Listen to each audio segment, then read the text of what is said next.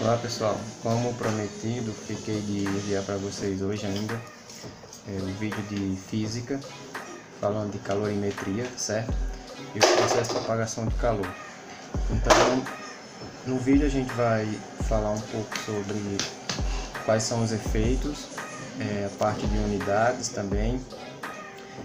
Vamos também falar a relação do calor específico com a questão do quanto o material tem a capacidade de absorver ou de liberar energia na forma de calor, certo? Calor latente, e também os processos de propagação de calor, condução, convecção e radiação, e a relação entre eles, certo? Vamos ver aqui. Então, pessoal, a calorimetria, como o próprio nome já diz, o calor, tá? E a metria, que é medida, ou seja, é o ramo da física que se preocupa em estudar as medidas de calor, certo? E lembrando que calor é uma energia em trânsito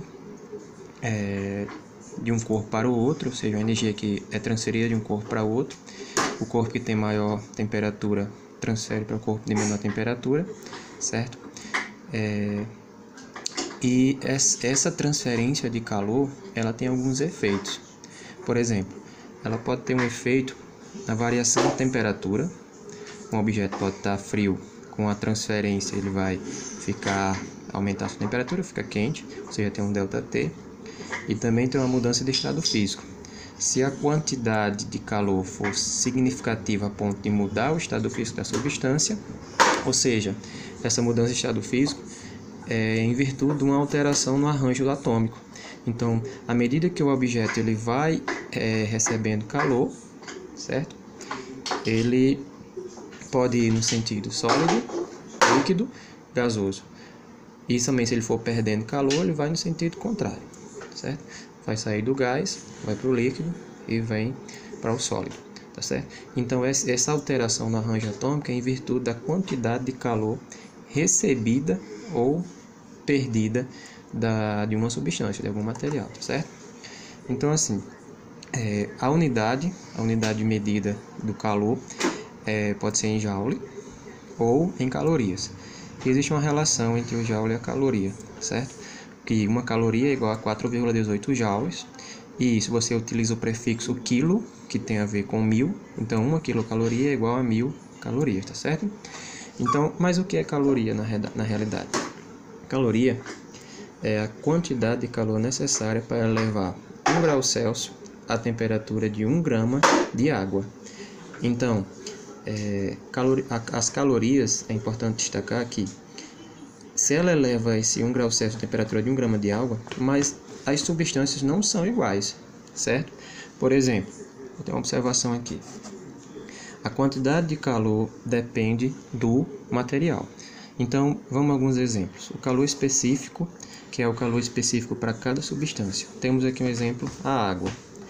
A água, seu calor específico é 1 caloria por grama por grau Celsius.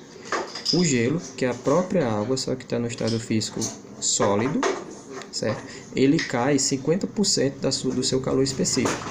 Então, isso explica o fato de que um gelo ele acaba derretendo mais facilmente, ou seja, perdendo calor mais facilmente do que a água no estado físico líquido, ou seja, a água esquentar mais rapidamente. Então, o gelo é 0,5 calorias por grama por grau Celsius, e o ferro é 0,11. Então, se você faz uma comparação aqui de cima para baixo, você chega à seguinte conclusão, que o ferro ele tem uma alta capacidade de esquentar e, ao mesmo tempo, uma capacidade tanto esquenta rapidamente quanto esfria rapidamente. Se você fizer um comparativo com a água, com o gelo e com a água.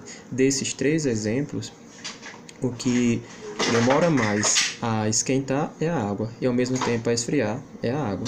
O ferro ele esquenta rapidamente e também esfria rapidamente, certo? Então, além do calor específico, que é de cada substância, a gente tem um calor latente. Esse calor latente ele tem a ver com a mudança no estado físico da substância. Então, vou dar alguns exemplos, esses são valores tabelados, tá certo? A água a água no estado físico sólido para passar para o estado físico líquido, ou seja, de sólido para o líquido, ela tem um calor latente de 80 calorias por grama. O que quer dizer? Que a cada 1 grama de água é necessário, 1 grama de água é necessário 80 calorias para que ocorra essa mudança física. Por sua vez, o calor latente de evaporação, lembrando que aqui é uma fusão, calor latente de fusão da água, que é o sólido para o líquido, e o calor latente de evaporação, que é do líquido para o gás, é 540 calorias por grama. Quer dizer que a cada 1 grama é necessário 540 calorias, tá certo? Então, as conclusões nós podemos tirar disso que o calor específico e o calor latente, eles são relacionados diretamente com a definição de calor, que é a energia em trânsito de um corpo para o outro devido à diferença de temperatura. Então, se não tiver essa diferença de temperatura, não tem calor, certo? E então, em relação aos processos de transmissão de calor, são 3: a condução, convecção e radiação, certo? 3. E vamos mostrar aqui um pouquinho sobre elas. Então, processo de transmissão de calor. Vamos primeiro à condução. O calor se propaga pelas partículas de um sólido. Então, como assim? À medida que você tem um arranjo atômico de átomos muito próximos um dos outros, que é o estado físico sólido, se o calor ele é cedido, ele é colocado nessa região, acaba que ele vai sendo conduzido, partícula por partícula, certo? De um sólido para o outro, ou seja, de um átomo para o outro. Então, por isso que diz que o calor se propaga pelas partículas de um sólido. Então, o estado físico que é destacado aqui é sólido. Se você for para a convecção, é por meio de fluidos. Calma, professor. Fluidos é somente líquidos, vapores ou gases. Lembrando que tem uma diferençazinha básica entre vapores e gases, certo? Gases são substâncias que, nas condições ambiente, elas são no estado físico gasoso. E vapores são substâncias que nas condições ambientes é líquido, mas devido a uma variação de pressão ou de temperatura, tá? Que pode ser até um dos efeitos da questão do calor, ela se encontra no estado físico gasoso, tá certo? Mas se você faz um comparativo dos estados físicos, sólido é para condução e a convecção fica líquidos e gases, ou líquidos e vapores, tá certo? Uma relação direta com o estudo de condução é os condutores e isolantes térmicos. Por exemplo, condutores são os metais em geral, coloquei aqui o ouro, símbolo químico AU, a prata e o aço. Então são bons condutores, ou seja, esse processo aqui de propagação de um para o outro, certo? Ele acontece com muita facilidade. Por sua vez, os isolantes temos madeira, isopor, vidro, o ar e outros demais exemplos, tá certo? Ou seja, são materiais que dificultam a passagem desse calor por meio da própria condução, tá certo? Em relação à convecção, a gente também tem uma relação aqui de correntes e a inversão térmica. As correntes de convecção acontecem quando, principalmente em rios, em lagos de água congelada, tá? Lagos de água congelada, no qual a água quente ela tende a subir, se depara com a superfície fria e tende a descer, ou seja, tudo que é quente sobe, tudo que é frio desce. E por isso que existe essa inversão térmica, tá certo? A inversão térmica que acontece no meio gasoso, que acontece também em grandes metrópoles, tá? E a corrente de convecção acontece na água, ou seja, em estado físico líquido, tá certo?